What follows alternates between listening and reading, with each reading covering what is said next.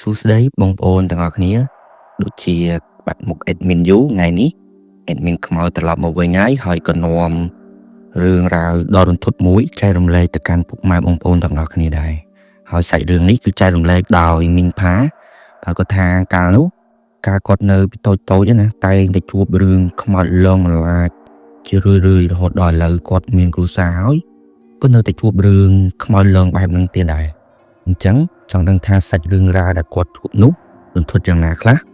តោះចូលទៅស្ដាប់សាច់រឿងទាំងអស់គ្នាមីងផាគាត់ថាគាត់មានបងប្អូន5នាក់ហើយគាត់ហ្នឹងជាកូនទី4ឆ្នាំនោះគាត់មានអាយុ13ឆ្នាំហើយគ្រួសាររបស់គាត់ហ្នឹងមិនសូវជាទូធីអីនោះទេដោយកាលនោះតាមស្រុកស្រែជនបទនោះមិនសូវជាមានការរីកចម្រើនអីដូចសពថ្ងៃឡើយហើយគាត់ថានៅក្នុងបរិវេណផ្ទះគាត់ហ្នឹងគឺមានគុម្ពឫស្សីដ៏ធំមួយនៅខាងក្រោយផ្ទះដែលមើលទៅគឺសុបលុបមែនតែនព្រមទាំងមានដើមស្វាយជាច្រើនដើមទៀតអញ្ចឹងដល់ចំណុចនេះខ្ញុំសូមរៀបរាប់ពីបរិវេណផ្ទះរបស់គាត់បន្តិចដើម្បីឲ្យពុកម៉ែបងប្អូនងាយស្រួលក្នុងការស្ដាប់និងសម័យឃើញរូបភាពណា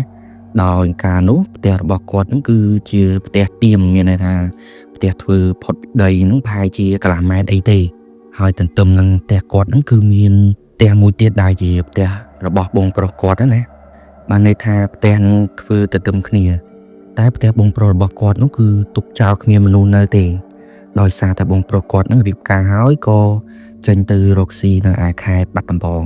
អញ្ចឹងក៏ទុកផ្ទះចោលទៅចំណែកឯផ្នែកខាងក្រោយផ្ទះវិញគឺមានដើមស្វាយជាច្រើនប្រហែលជា4ទៅ10ដើមដែរហើយគល់ស្វាយមួយពុករបស់គាត់នោះពូនដូចជាដំបូកធំអញ្ចឹងណាហើយមូលហេតុដែលពុកគាត់ពូនគល់ស្វាយធំដូចជាដំបូងអញ្ចឹងគឺដោយសារតែក្រោយផ្ទះគាត់រៀងទំនាបអញ្ចឹងឲ្យតែខែវស្សាអីហ្នឹងគឺលិចទឹកហើយអញ្ចឹងបានជាពុកគាត់ពូនគល់ស្វាយហ្នឹងជាវាងកុំឲ្យលិចទឹកហើយនៅខាងក្រោយគល់ស្វាយហ្នឹងទៀតគឺមានគុម្ពឫស្សីធំមួយហើយរឿងហេតុដែលកើតឡើងនោះគឺមិនដែលមកពីគុម្ពឫស្សីហ្នឹងឯងអូខេអញ្ចឹងត្រឡប់មកចូលសាច់រឿងយើងវិញមីងផាក៏ថានៅថ្ងៃមួយនៅផ្ទះគាត់ហ្នឹងមានបងប្អូនមកលេងអញ្ចឹងណាហើយផ្ទះគាត់ហ្នឹងគឺតូចរៀងចុចអៀតបន្តិចនៅពេលដែលមានភ្ញៀវមកលេងអញ្ចឹងហើយគាត់និងប្អូនពៅគាត់ក៏សម្រេចចិត្តថាសុំពុកម៉ែរបស់គាត់ហ្នឹងទៅដេកនៅឯផ្ទះបងប្រុសគាត់មួយទៀតដែលនៅនឹងទន្ទឹមផ្ទះរបស់គាត់ហ្នឹងណាអញ្ចឹងកាត់រំលងមកដល់ពេលយប់ប្រហែលជាម៉ោង10អីហ្នឹងពេលដែលគាត់កំពុងតែដេកហ្នឹងស្រាប់តែឮសំឡេងនរណាម្នាក់ហៅគាត់ថាស្រីផាពេលនោះគាត់ក៏ភ្ញាក់ដឹងខ្លួនហើយក៏ក្រោកអង្គុយផ្ទៀងត្រជាស្ដាប់កំឡុងពេលហៅនោះសំឡេងនោះក៏ស្ងាត់ទៅវិញគាត់គិតថាប្រហែលជាម្ដាយរបស់គាត់នឹងស្រែកហៅចង់ដឹងថាគាត់នឹងដេកលក់ឬក៏នៅណា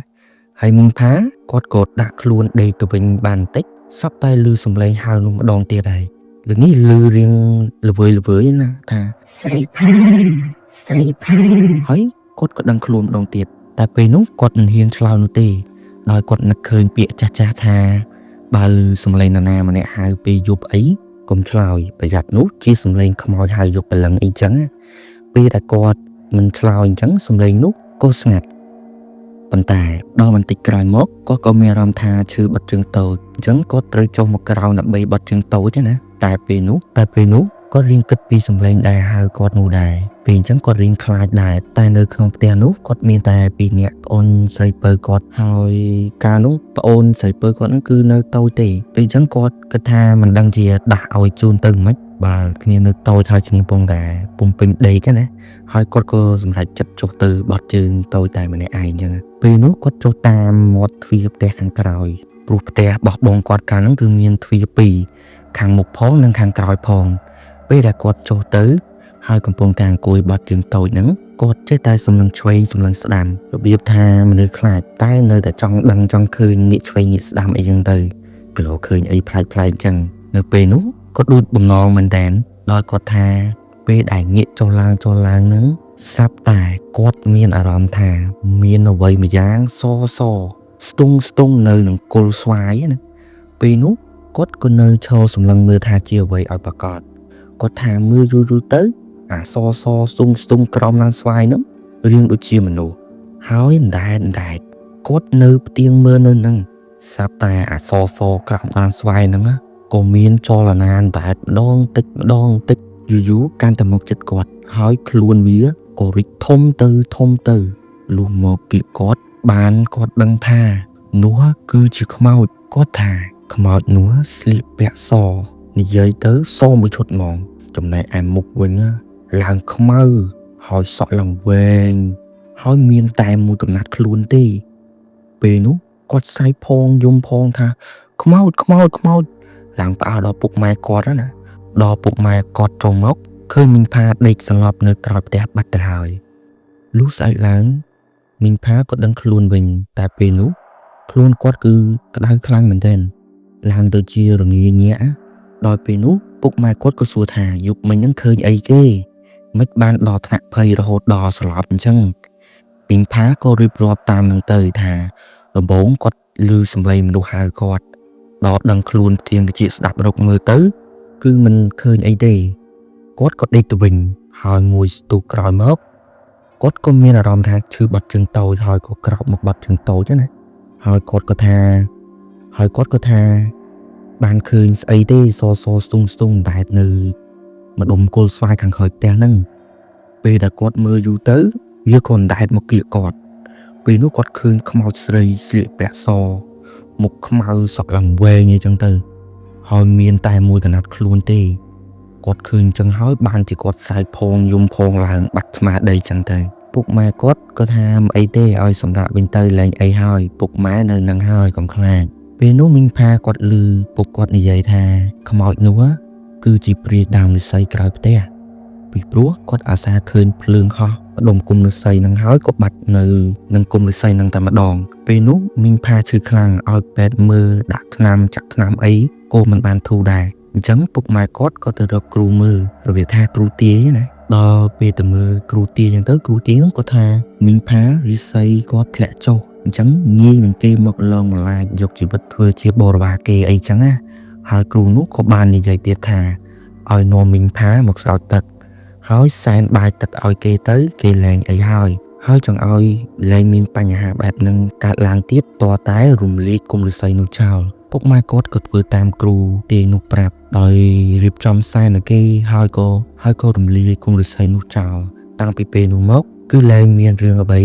កើតឡើងដូចជាការលងម្លាយអីហ្នឹងទៀតហើយអញ្ចឹងកាត់រំលងមកពី3ឆ្នាំក្រោយមក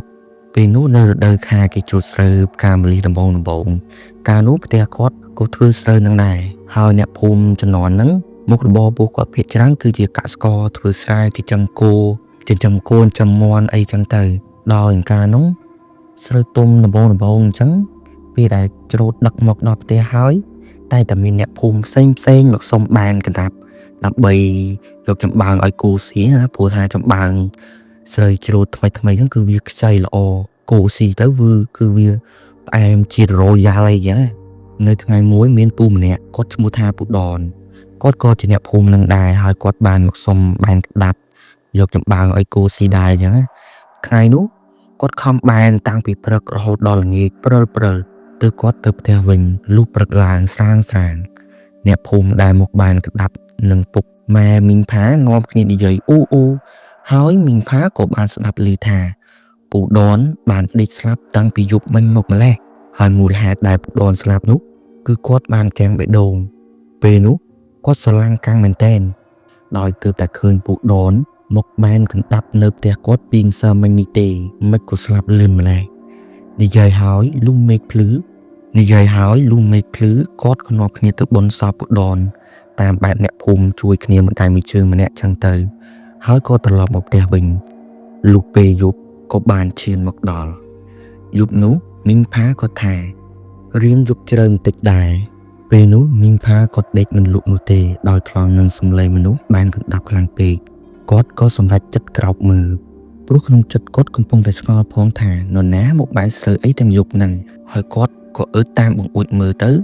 អត់មានមនុស្សអីនោះទេពេលនោះគាត់ឆ្ងល់មែនទែនថាមិនបានឮសំឡេងមនុស្សបានសើឮប្រោកអញ្ចឹងហើយតែហេតុអីពេលរកមើលទៅអត់មានឃើញមនុស្សអីចឹងហើយគាត់ក៏បន្តដេកទៀតទៅតែដេកមិនតាន់បានប្រមាណផងស្រាប់តែឮសំឡេងមនុស្សក្អកហើយឮសំឡេងបានស្រូវទៀតពេលនោះមីងផាគាត់ក៏សម្រេចចិត្តអើតមើលតាមប្អួចម្ដងទៀតតែលើកនេះគាត់ថាគាត់បានឃើញច្បាស់គឺឃើញពូដនពីក្រោយកំពុងតែអោនចាប់កណ្ដាប់រលាស់ស្រូវពេលដែលគាត់កំពុងតែបែនហ្នឹង ស្រាប់តែខ្មោចពូដនងាកមុខមកយឺតមករកមីងផាងាករហូតមុខរបស់គាត់បែរមកខាងក្រោយខ្នងហើយក្បាលរបស់គាត់ខាងក្រោយនឹងបែរទៅខាងមុខវិញបានន័យថាអាមុខមកក្រោយអាក្រោយទៅមុខឡើងដូចក្បាលមកអាកាំងគេចាប់បវលទៅណាក៏បានអញ្ចឹងអ្នកនរគ្នាពេលនោះមីងផាគាត់ថាពូដននោះហួយខ្លាចមែនទែនមិនត្រឹមតែអង្វល់ក្បាលមកមើលគាត់អញ្ចឹងឯងថែមទាំងញញឹមដាក់គាត់ទៀតពេលនោះមីងផាគាត់ថាលែងហ៊ានមើលទៀតឲ្យសបារកភួយយកមកឃ្លុំរហូតដល់ទើភ្លឺអញ្ចឹងទៅហើយពេលព្រឹកឡើងគាត់ក៏យករឿងហ្នឹងប្រាប់ទៅពុកម្ដាយរបស់គាត់អញ្ចឹងណាហើយពុកម៉ែរបស់គាត់ក៏និយាយលួងគាត់ទៅថាមិនអីទេខ្មោចនោះបានតែនៅខាងក្រៅផ្ទះទេមិនអាចចូលផ្ទះយើងបានឡើយណាមួយប្រហែលជាគ្នាមិនតន់ដឹងខ្លួនតែស្លាប់ទើបមកធ្វើការងារអីធម្មតាអញ្ចឹងទៅហ្នឹងហើយអ្នកនរគ្នារឿងយើងគឺមានតែប៉ុណ្្នឹងទេបើសិនជាពុកម៉ែបងប្អូនមានសាច់រឿងចង់ចែករំលែកសូមឆាតមក Facebook page admin ខ្មោចដើម្បីចែករំលែកសាច់រឿងណាហើយមួយវិញទៀតក៏សូមចិត្តពុកម៉ែបងប្អូនជួយចុច Subscribe ឲ្យ admin ម្នាក់មួយផងដើម្បីលើកទឹកចិត្តដល់ admin ក្នុងការផលិតវីដេអូនៅក្រោយៗទៀតណាហើយក៏សូមអធិស្ឋានផងដែរបើខ្ញុំបាននិយាយទៅលើសលួសខ្វះខាតយ៉ាងណានោះអូខេអ្នកនរគ្នាជួបគ្នានៅវីដេអូក្រោយសូមអរគុណសូមជម្រាបលា